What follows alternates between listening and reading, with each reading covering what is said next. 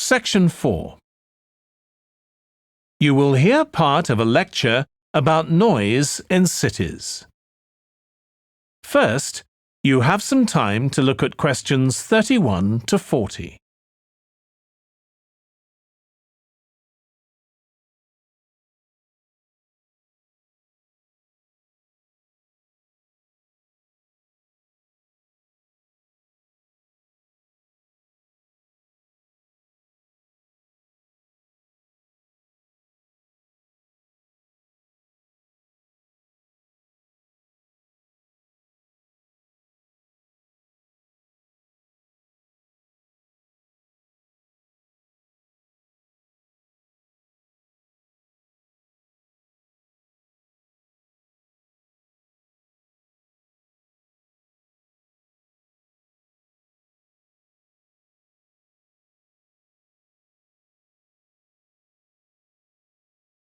Now listen carefully and answer questions 31 to 40.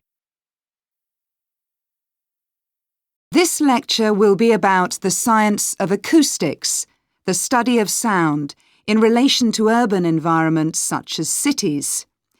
As an acoustic engineer myself, I think this is an area where we're likely to see great changes.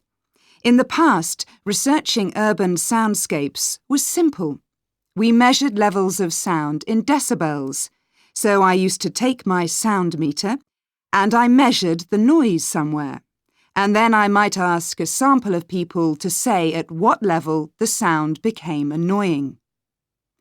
With data like this, acoustic engineers have been able to build up what we call noise maps, maps of the sound environment. But actually, these aren't a lot of use. What they do show is that the highest noise levels are generally on roads. Well, that's not really very surprising. But there's quite a lot going on that these maps don't show, because they can't capture the complex way that sound varies over time. So they ignore important issues such as the noise someone might hear from the open windows or gardens of their neighbours. And this sort of noise can be quite significant in summer. We don't have any databases on this sort of information. As well as that, these records of sound levels take no account of the fact that people vary in their perceptions of noise. So someone like me with years of working in acoustics might be very different from you in that regard. But anyway, even though these noise maps are fairly crude, they've been useful in providing information and raising awareness that noise matters. We need to deal with it, and so it's a political matter. And that's important. We need rules and regulations because noise can cause all sorts of problems. Those of you who are city dwellers know that things go on 24 hours a day, so city dwellers often suffer from interrupted sleep. It's also known that noise can lead to a rise in levels of stress due to physical changes in the body affecting the composition of the blood. And there are other problems as well.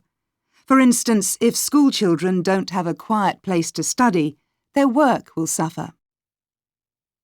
Now, one problem with decibel measurement is that it doesn't differentiate between different types of noise.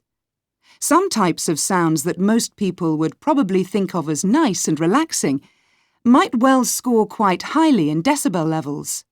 Think of the sound made by a fountain in a town square, for example. That's not necessarily something that we'd want to control or reduce. So maybe researchers should consider these sorts of sounds in urban design. This is going to be tricky, because just measuring decibel levels isn't going to help us here. Instead, many researchers are using social science techniques, studying people's emotional response to sound by using questionnaires and so on.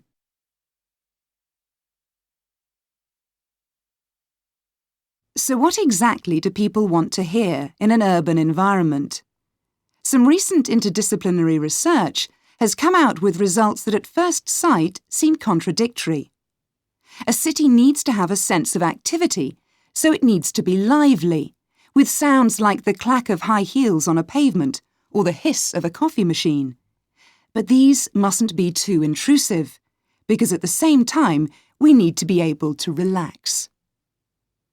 One of the major problems in achieving this will be getting architects and town planners to use the research.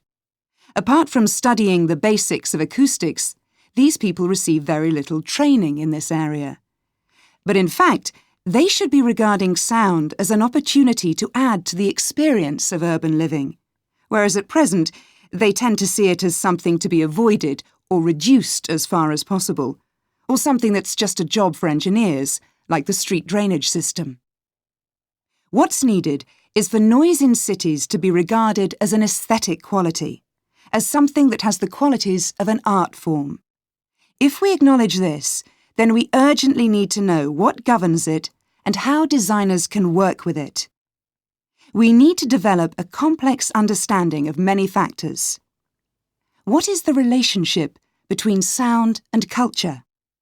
What can we learn from disciplines such as psychology about the way that sound interacts with human development and social relationships, and the way that sound affects our thoughts and feelings?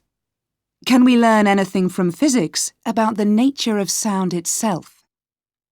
Today's powerful technologies can also help us.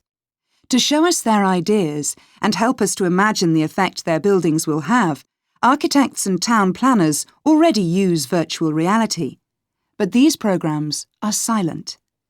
In the future, such programs could use realistic sounds, meaning that soundscapes could be explored before being built. So hopefully, using the best technology we can lay our hands on, the city of the future will be a pleasure to the ears as well as the eyes. That is the end of Section 4.